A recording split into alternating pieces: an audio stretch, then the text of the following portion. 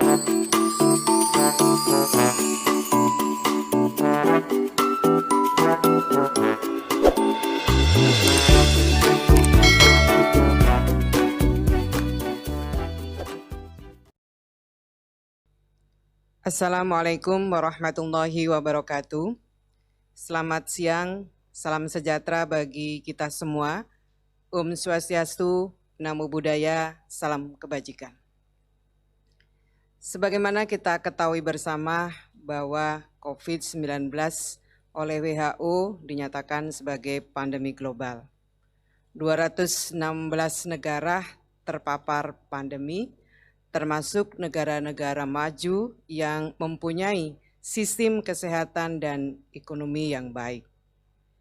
Semua kelihatan tergopoh-gopoh, baik dalam upaya menghalau wabah maupun dalam mengatasi dampak yang ditimbulkan. Sebelumnya tak pernah dibayangkan secara global, tiba-tiba masyarakat dipaksa harus berdiam diri di rumah secara serempak dan dalam jangka waktu yang belum terprediksi.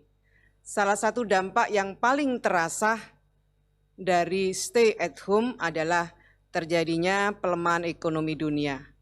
PHK tidak terelak terjadi di mana-mana, angka pengangguran melonjak, kemiskinan meningkat. Data Kemenaker menunjukkan ada lebih dari 1,7 juta pekerja yang terdampak pandemi ini, baik yang dirumahkan ataupun yang di PHK, baik dari sektor formal maupun sektor informal. Pemerintah Indonesia di bawah kepemimpinan Bapak Presiden Jokowi terus berjuang dengan berbagai kebijakannya untuk memperkecil dampak pandemi pada semua sektor. Semua potensi diarahkan, termasuk mengajak masyarakat untuk bersama-sama menanggulangi pandemi. Kita patut bersyukur hidup di negara yang masih sangat menjunjung tinggi rasa kebersamaan. Gotong royong adalah semangat yang diwariskan nenek moyang kita dalam menghadapi kesulitan dan ujian. Dengan gotong royong, kesulitan dan solusi itu bisa diupayakan bersama-sama untuk diatasi. Hari ini kita berada pada acara yang sangat mulia, acara yang menunjukkan bahwa kita adalah bangsa yang tidak lupa dengan nilai-nilai ajaran leluhur, yakni nilai gotong royong, peduli dan berbagi. Saya appreciate, bangga dengan apa yang dilakukan oleh Diaspora Indonesia yang pada siang hari ini akan melaunching Diaspora Care. Sebuah kegiatan yang mengumpulkan donasi dari para diaspora untuk membantu saudara-saudara kita di tanah air yang terdampak pandemi COVID-19, khususnya para tenaga kerja yang ter-PHK atau dirumahkan. Sungguh para diaspora Indonesia yang menyebar di berbagai penjuru dunia menunjukkan kepedulian untuk meringankan beban dari dampak pandemi yang dialami oleh saudara-saudara kita di tanah air. Sungguh saya sangat bangga dan terharu karena sesungguhnya para diaspora juga ikut terpapar dampak pandemi ini. Namun mereka menunjukkan rasa kepeduliannya dan kecintaannya yang luar biasa kepada negeri ini. Para diaspora akan membantu pekerja korban PHK atau dirumahkan karena COVID-19 ini melalui program One Family to One Family, donasinya sebesar $50 per bulan. Mekanisme bantuan akan disalurkan secara online. Calon donatur akan memilih calon penerima donasi dengan melihat profil calon penerima melalui www.diasporapeduli.id. Terima kasih kepada founder Indonesia Diaspora Network, Bapak Dino Patijalal, yang telah mencurahkan ide dan semangatnya untuk program ini. Semoga sedikitnya 6 juta diaspora Indonesia yang tersebar di seluruh dunia segera berpartisipasi dalam program kemanusiaan ini. Terima kasih. Selamat siang. Allahumma fiqh ila aqwamit thoriq. Wassalamualaikum warahmatullahi wabarakatuh.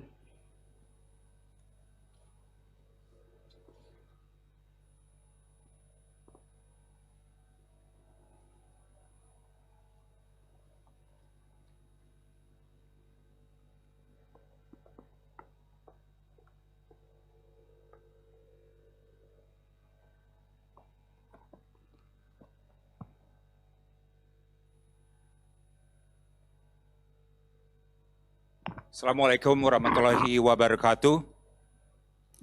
Saya ingin mengucapkan terima kasih kepada Ibu Menteri Tenaga Kerja, Ida Fauziah, atas kerjasama dan dedikasinya yang luar biasa dalam memperjuangkan kesejahteraan para pekerja di Indonesia.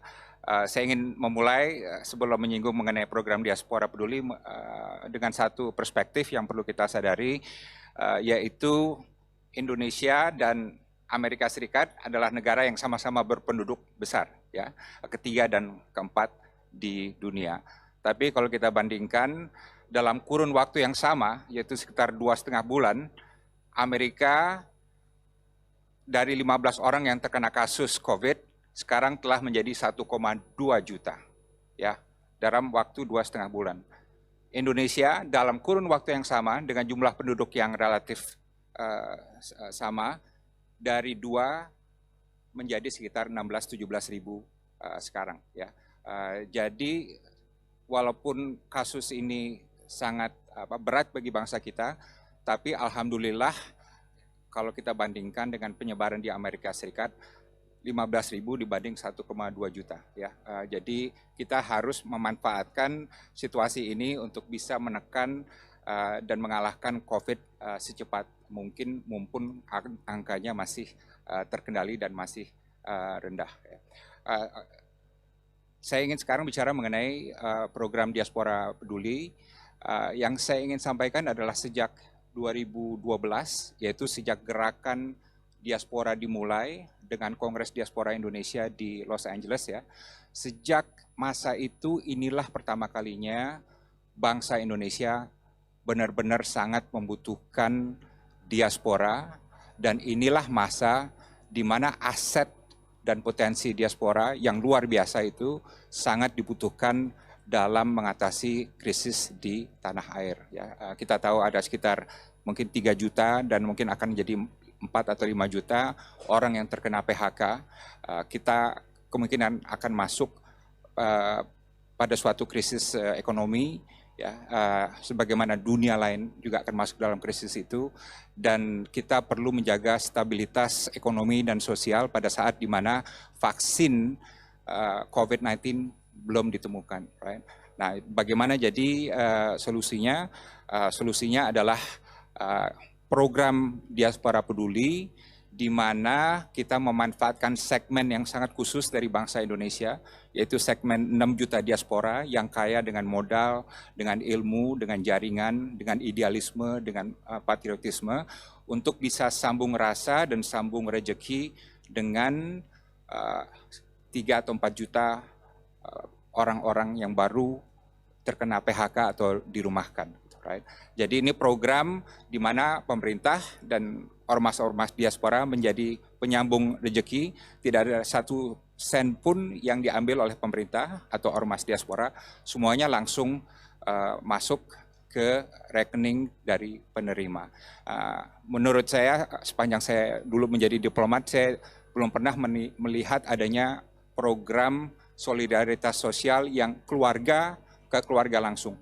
Ya, biasanya individu memberikan ke suatu dana, tampungan dana yang besar, dan setelah itu prosesnya berjalan sendiri, ya. Tapi kalau ini keluarga diaspora melihat langsung dan memilih langsung keluarga yang akan dibantunya, keluarga yang terkena PHK. Jadi ini adalah suatu kebijakan yang bersifat inovatif dan benar-benar mencerminkan solidaritas sosial ekonomi yang nyata. Dan ini juga suatu format, nah, kan ada istilah public partnership, ya, PPP.